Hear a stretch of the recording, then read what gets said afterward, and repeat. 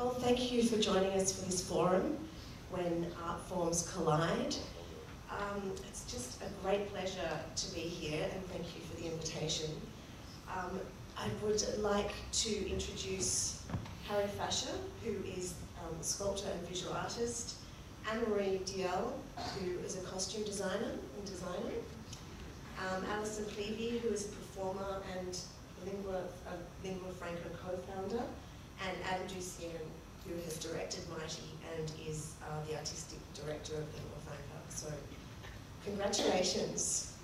It's just...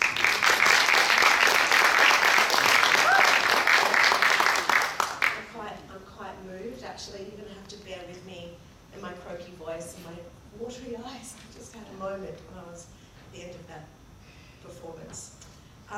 But I'd like to begin, Adam, with asking you about how the concept of Mighty came about, and particularly the idea for developing a collaborative project with a visual artist, with Harrie Fasher.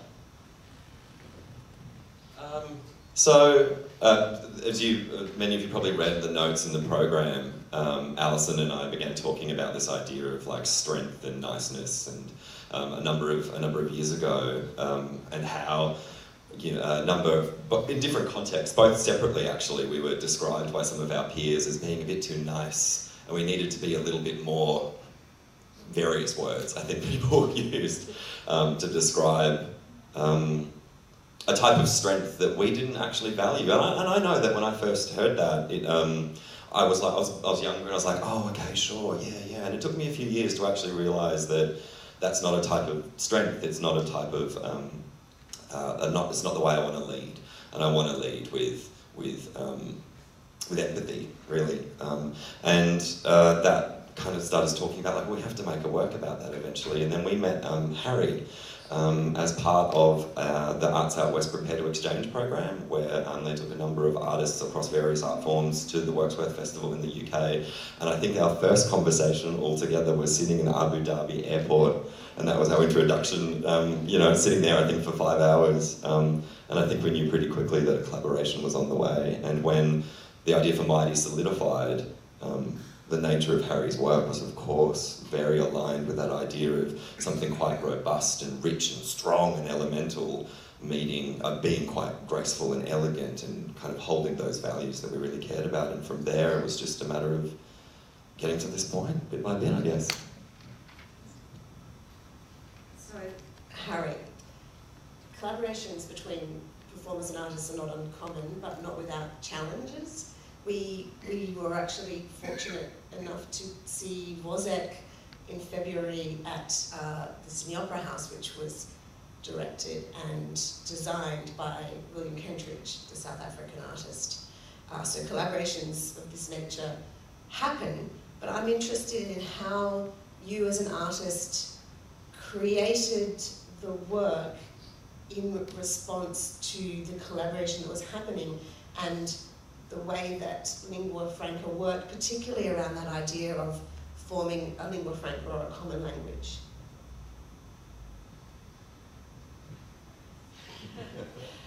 It's a curious question, really, Sarah. I had no idea where to begin and where to start, and it began on the floor. 2 years ago, we started working with a rather large group of people on the floor, and I worked with them for 2 or 3 days, and then went home and started producing. I think I made this one first as directly a result of what we were doing.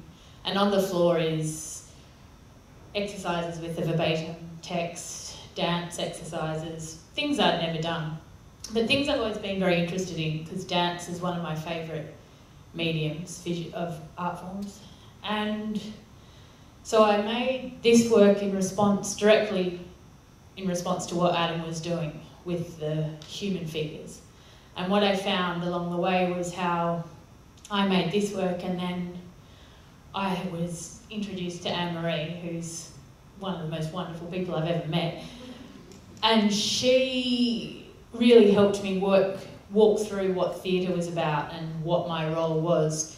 And then it became almost turned on its head, where these sculptures started to inform what Annemaree was doing, what Becky was doing with the lights. I don't know if Becky's still here, but the light, there she is, the lighting artist, what Becky was doing, and then physically what the dancers were doing. You saw Alison moving with that sculpture in a way that I would never have expected it to be able to move. So it was a really backwards and forwards conversation.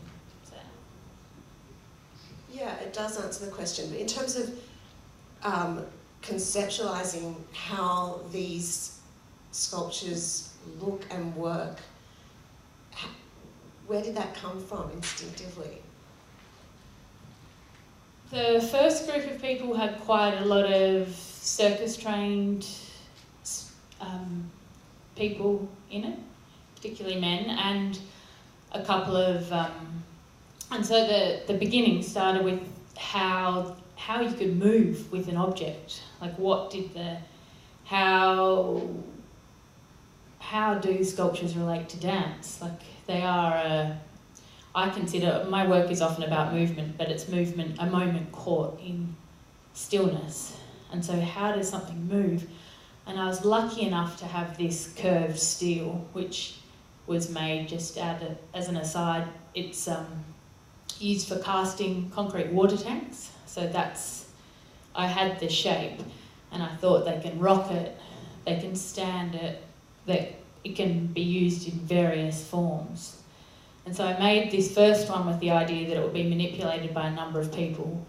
And then the little one that Alison was dancing with, the whole concept was that it would relate to one human form. And then we needed something that would be self-supporting, is where the third came. But I sort of made it up as I went along. I had no idea what I was doing, is the honest answer. And I made it up as I went along and then tried to respond to how they were using it. And then I was curious to find Adam had a similar methodology of working. Mind you, he did know what he was doing. But he started with a concept without a finished object in mind, like a finished theatre piece. It wasn't like we set out with a script. It was a very evolutionary process, which is sort of how my work works. So that was a very interesting thing to find out. But they work so beautifully as standalone sculptures as well. As luck would have it.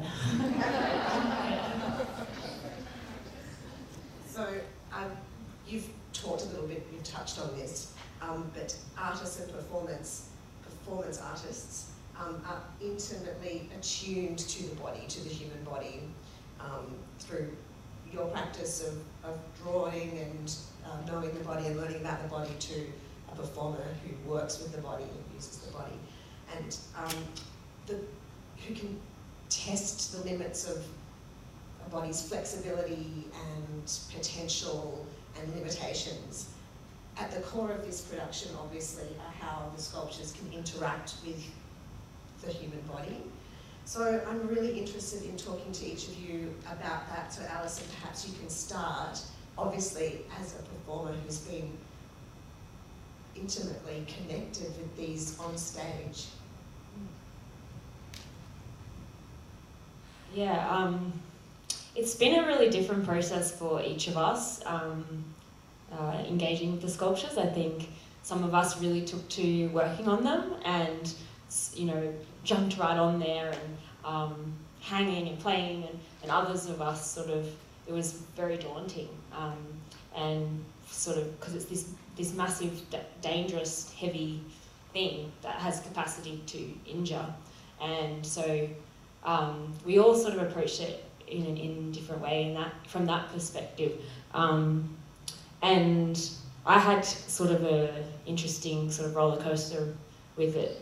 At first I was, jumping in there, having a go, swinging, playing, and then somewhere in the middle there, it became too hard and too heavy, and I felt it hurting my body, and it was frustrating, and wanted to do this stuff and push it over there and lift it up, and so it's sort of, I think then that evolved into this piece that I created with the small one, which sort of has elements of that. There's sort of elements of moving together with it, and then trying to control it and tame it or something, and then just moving with it in symphony, and so it sort of mirrors our environments and how, well, that's how I think of it too, how we work sometimes in symphony with our environment and other times not, and how we can listen better or attune better to that. So that's it. How, if you can keep the microphone, because I'm just interested in how they are big and they are heavy and they are steel. They don't bend, they're not flexible. I'm just interested in just you unpacking that a little bit more, because it would be daunting and frightening at times to work with objects that large. Yeah, it absolutely is. And Annemaree was incredibly clever, as she always is, and caring of the performers in her costume design, and that was critical in terms of what we could actually do with the sculptures to safely sort of protect the body from, and that gave us a lot of freedom and gave me a lot of support, particularly in some of those sections. Without that, I don't think, like, because it's so abrasive even on the skin and things like this. So, but yeah, this even within that, in terms of the qualities of movement that can be drawn from that in our process of making, that was all really rich. Like how, you know, the rigidity and then the flexibility and then the abrasiveness and the vibrations and the sound, and like this all gave us, you know, a sense of embodiment of this element, which is of the earth and iron and steel, and we are, you know, we're all from the earth. So that connection was really, really cool to find. Curious. Sarah, curiously, David, who does the aerial work at the end, he's an aerial artist, obviously, and as well as an actor. And when he first, and a rigger, so that was why we were able to fly that work. When he first stood on it and started working with it and changing the balance, he got off and his eyes were wide. He was so excited. He was like, oh my God, a hoop just doesn't do this. You know, that I've never stood on something that has its own response. So that was another curious response. Yeah, just discovering, like playing and improvising and noticing how it moves and shifts and how, you know, subtle things can tip it in different angles and different ways, and then it becomes this really responsive, organic choreography that, I mean, you would maybe never choreograph because of this, yeah, it's almost like a partner dance that you're exploring with this object, yeah, which has been really beautiful. And core, no. And it's core, and I think the sense of play and investigating and listening in that space, and even on the stage like live now, is absolutely core to what makes this performance work. There's no, you know, this is what it is. It's absolutely alive and working with each other and those objects. Yeah. Annemaree, Alison touched on, talked about the costumes and how integral they were to how she interacts with the sculptures.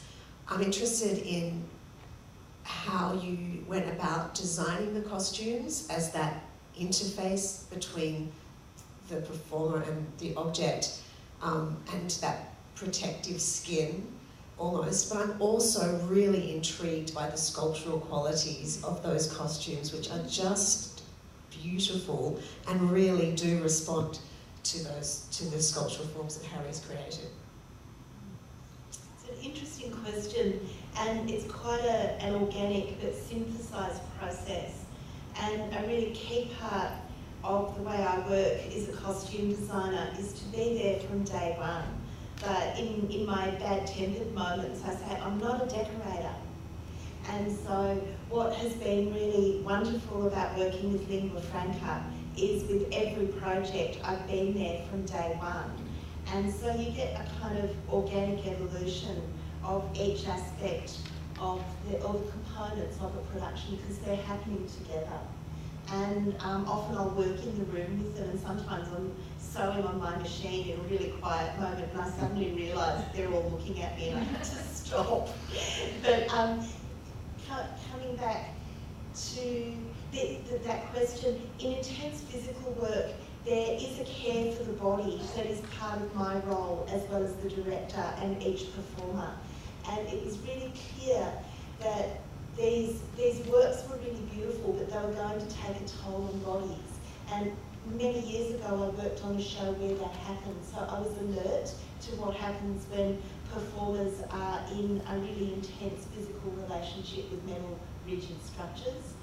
And so the first thing, it was very early on in working with these, we got bicycle gloves, and so that there were no abrasions on their hands. And then I thought, you know, neoprene is a fantastic material to prevent grazes and bruising. And so we got a bunch of crappy old wetsuits, and the performers got into those, and I was really worried because wetsuits are designed to warm the body in cold water, and sure enough, they were all going to be little broiled chickens. And so I went to my favourite wholesaler and got a bunch of meshes so I could take big chunks out of these crappy old wetsuits and replace it with stretch mesh. And so they're hot costumes, but they're manageable because there is breath and air coming onto bodies. And then the sculptural part of your question, because what I'm really interested in imperial power. So I'm quite conceptual in how I approach my designs. And because of other things I've been doing, I've been looking very deeply into history, reading a lot about colonialism and the growth of imperial power around the world and the way Britain drove that. And one of the things from a textile and costume point of view that signifies that kind of power is the ruff. And so you look at them in all those Elizabethan images of Queen Elizabeth, of Mary Queen of Scots, of all those men of Parliament, they're all wearing ruffs. Now at that time they were made from starched linen, and you can only wear these sort of garments if you have a number of people looking after you. You don't have to lift a finger, they look after you. And I thought this is a starting point for an image, and I sort of threw that into the piece. Adam ran with it. And then in a few days, my wonderful intern and assistant, who'd never sewn before, learned how to sew, and between us we made 3 ruffs. And then I gave them a bunch of costumes to play with, took a whole lot of photos and made a drawing. And the sculptural elements were all in that. And then you'll notice as the ruffs come off, there were black structural costumes that supported that. There are materials in those I've worked with over the years, but haven't worked with for some time. I returned to that because I wanted to find a set of materials that could crawl through all those small spaces in the sculpture and crush up and then just spring back to life. And so that is how that came back.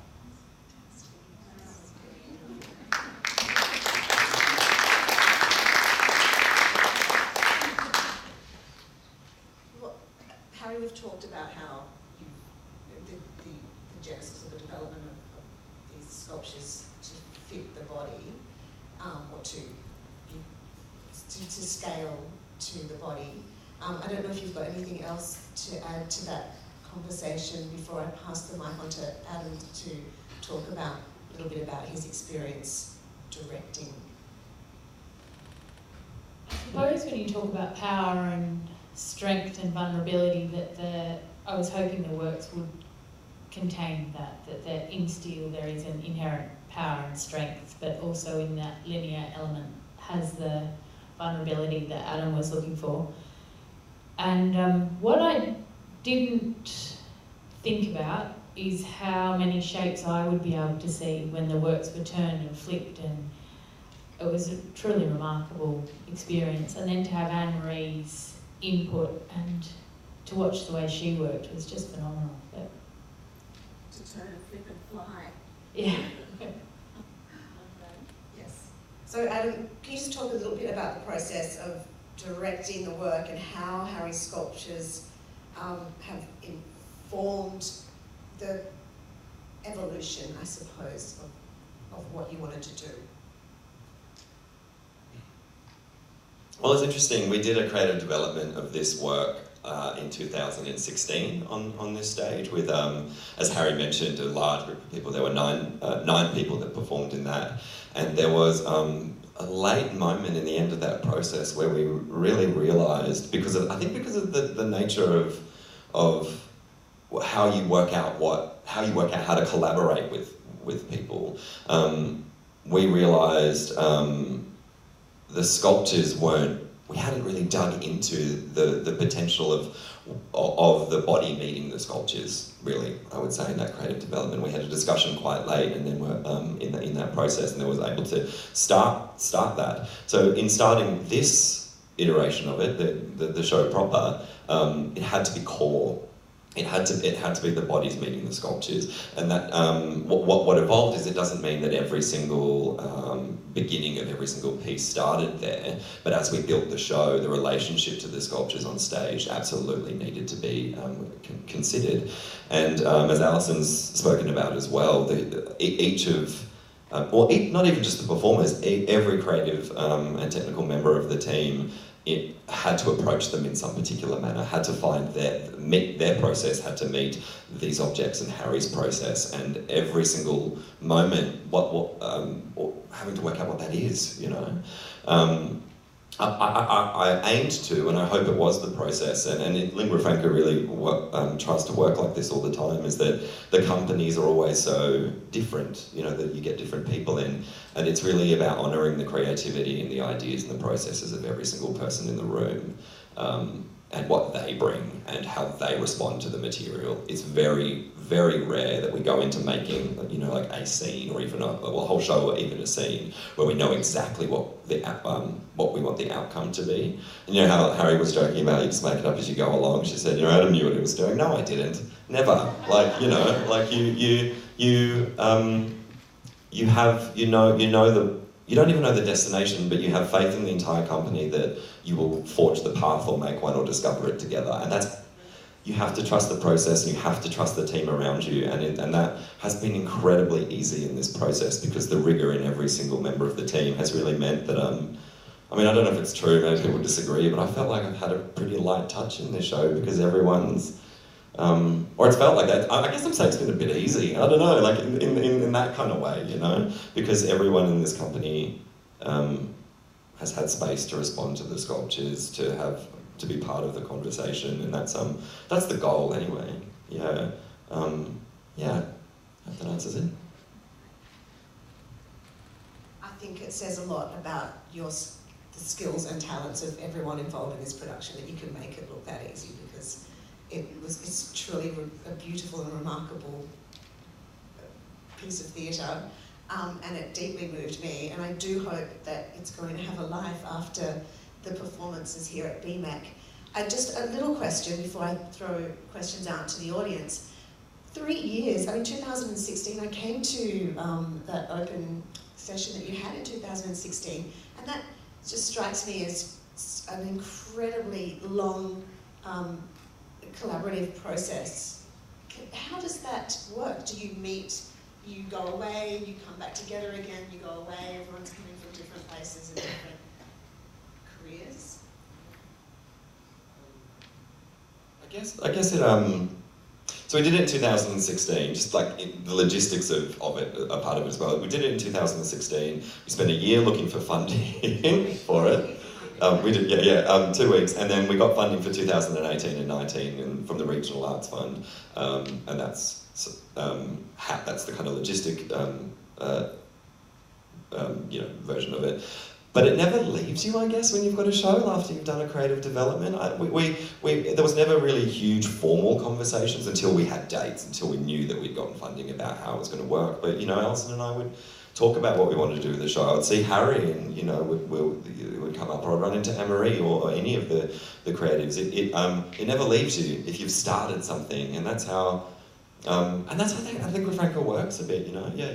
Yeah, and I think, I don't know, yeah, perhaps in this current artistic climate I definitely feel this pressure to produce work and get it out there and get it happening and keep doing.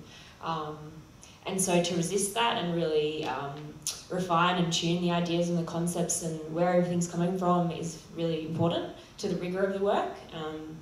And I think in this process we were allowed that, and, you know, whether by coincidence or whatever, but to allow that space for ideas and for the team to simmer and to settle and really feel, I don't know, like things that can come together in the right time and space, and that's what I really felt in this work. Rather than maybe just running with the first idea and those first impulses, which sometimes are great too, but to really sit back and look and notice the potential of the sculptures that we hadn't realised, and go out to your farm and re-explore and work with you a bit more, and like all of those opportunities that sort of maybe wouldn't have happened if we had made it in a first intensive period. And again, coming together after periods of time as well really strengthens the team, and we all bring our work that we're doing from different places and different thoughts and perspectives, and everybody, it sort of allows a growth of the project through time, and I feel that in this work there's a great sense of time in terms of what we're talking about and future as well, and in the sort of ages of the cast and the legacy of that, and there's a lot to that. And that's absolute. All of that is absolutely completely true. You know, we talk a lot about taking our time with stuff, but then on the other side, I think it's important to mention as well is that the show came together in 3 weeks when we actually started making it. You know, that's the other side of the reality. It's been 3 years, but because of the realities of the type of funding that we have access to, it's like no, we still have to put it together in 3 weeks. So I think what's of great benefit is that amazing amount of time that we're able to take, so that those 3 weeks become potent and energised. Energised. I have never seen a group of people work harder than the 5 performers you watched on stage, and Adam and Annemaree on the sewing machine till 12 o'clock every bloody night last week. It was incredible and I thought I had a big team. You know, artists generally work solo, you know, the lone solitary artist, but I've got quite a lot of people that come in and out of my studio. But the dialogue that went on in these last couple of weeks and the amount of work was extraordinary.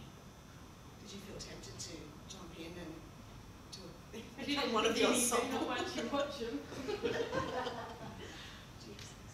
Yeah, Harrie kept offering to help. I kept saying, no, just be nice to me. So she brought me a cake and turmeric tea and all kinds of things.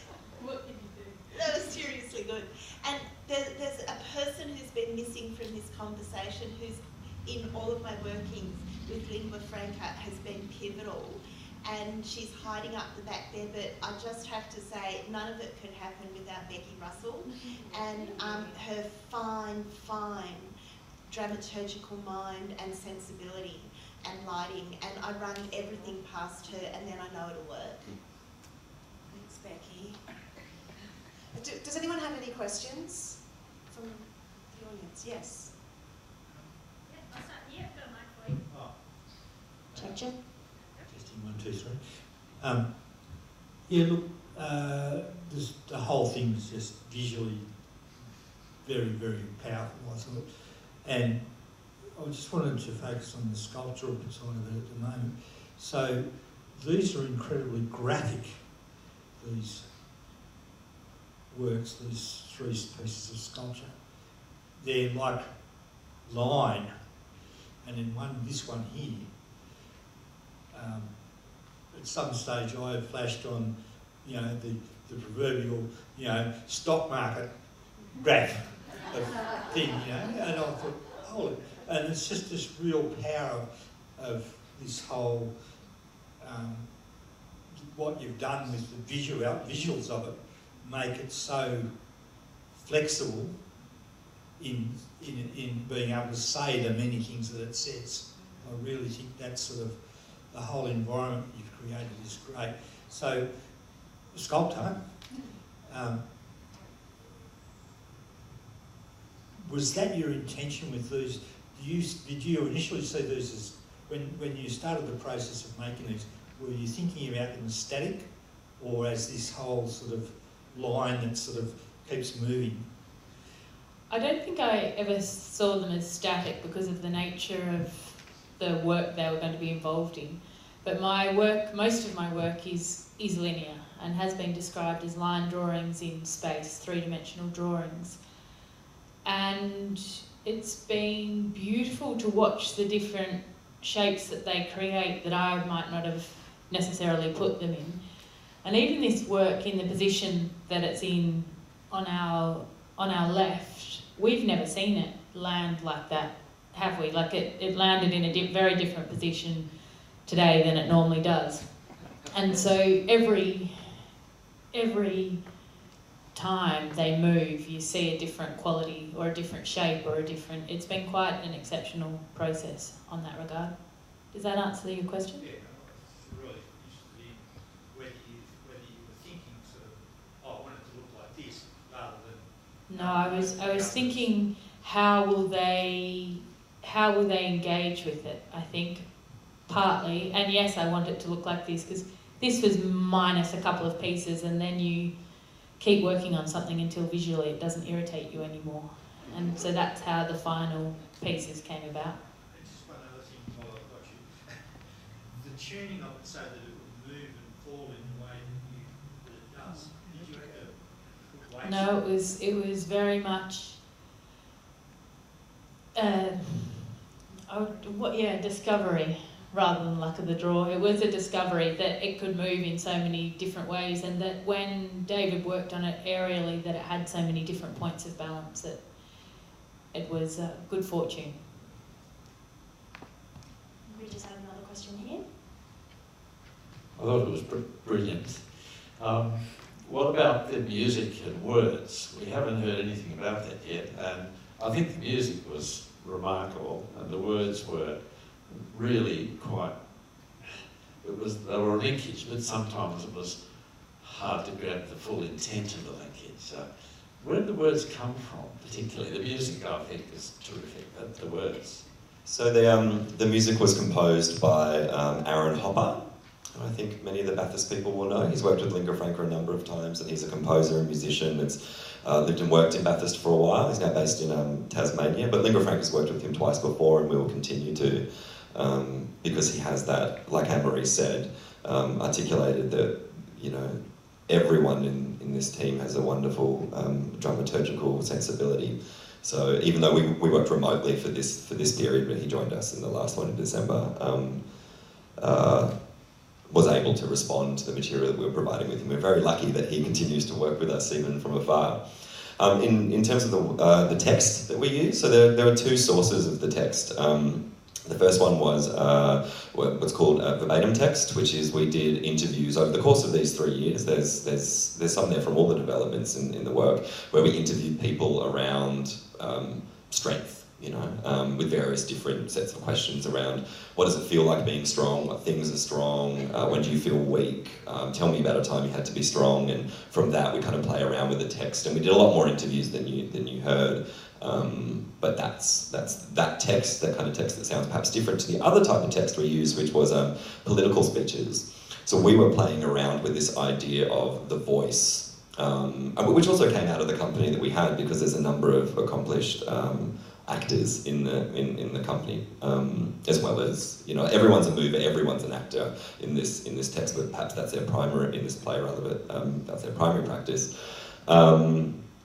So we wanted to play between the kind of flavour you get of oration in a political speech, which is persuasive and coercive and inspiring or not, and how verbatim text occupies a different space, because when you're interviewing someone one-on-one, it's like a confessional, or they're admitting something, so there's an intimacy to it. So, you know, the strength of that performance of the politics of strength, you know, or literally from politics, compared to the strength in what it actually takes to admit something and talk to something. What was really fun with the political speeches as well is that none of them are actually exactly as they were delivered either. So in the first speech, all the context was removed. In the one over here, it was a wonderful Carolyn Eccles who performed that. She basically wrote that one, and it's a pastiche of all the kind of platitudes and all the typical things that you would imagine would be in a speech, but completely messed up. So you kind of sit there kind of going, is the lady actually saying anything? And then, of course, Kate Smith's performance, and she wrote this text as well, Kate did, of Julia Gillard's, of course, misogyny speech, which was focused around all the repetitions, a lot of the repetitions that Julia gave in that, to give some real space to that. A different context for each of those speeches, yeah.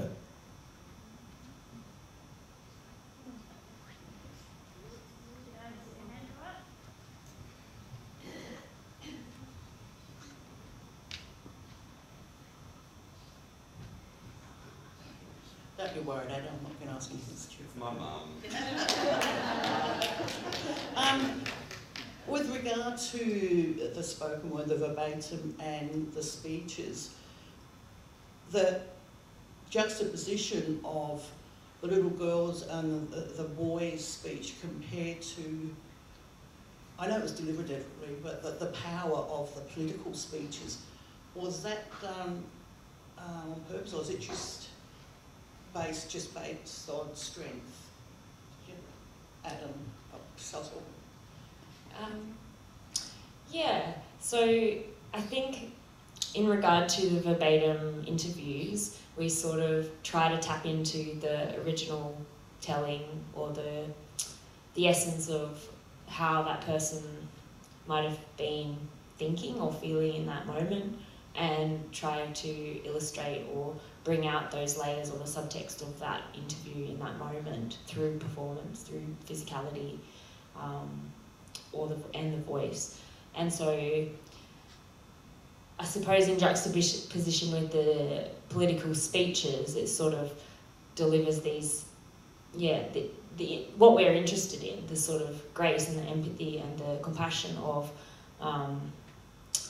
the human psyche in a way, and revealing those weaknesses but also the strengths in that, to be able to disclose that to somebody and realise within self as well. Where maybe the political speeches are somewhat of a facade and a cover-up and a show or a forced type of strength. So sort of unpacking all of those layers of what that might be through text and then the physical body in parallel with that. Just a quickie, if I may.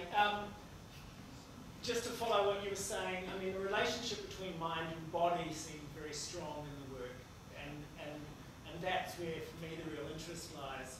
I guess there's a question around the success and failure of that, and if you were to develop the work, because you're kind of honing in on a presence that's quite striking, but of course you can always tweak that further. Any chance to work on it some more, to develop it further? I hope so. It's absolutely the plan. I think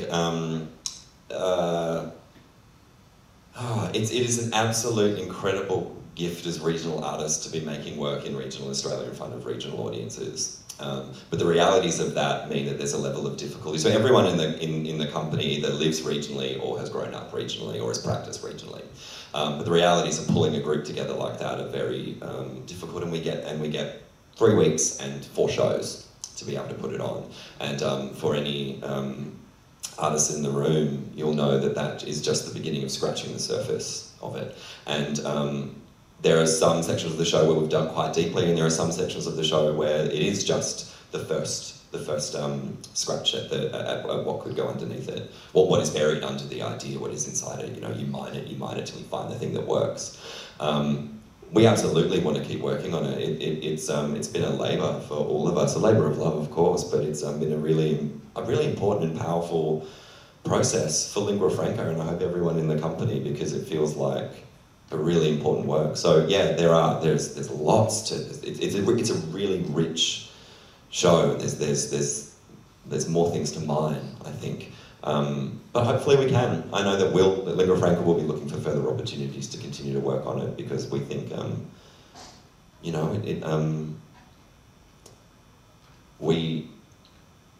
this collaboration has felt pretty special, I think, and I think we need to honour the collaboration by continuing the work. Not this work, but the work we're doing together. Well, thank you all We are so blessed. Oh, we have one more question. I've yet to see the performance, but feels like I'm in for a treat tonight. I just arrived, and just one question: how different is each performance? There seems to be a lot of accident, improvisation. Is there differing performances in each performance? They're all I think there's tiny little differences, but they're pretty much the same. It's all feels like it's getting stronger and stronger. It's just this one final movement which has a big level of unpredictability about it, but it has been quite predictable until today. But I don't think it was beautiful. I love the fact that the sculpture landed in a different place, and nobody here would have any idea that it landed in a different place had we not have told you all. But it didn't affect the quality at all. Like, Sarah walked out with bloody tears streaming down her face, and Annemaree and Becky have been in tears nearly every time we watch that scene. Like, it's pretty special, and it didn't lose any of its intensity through the subtlety of change. We are very, very blessed to have such talented creatives living and working in regional New South Wales, and particularly in Bathurst. I just want to thank Alison, Adam, Harrie and Annemaree for your generosity and inspiration, and you, the audience, for being here.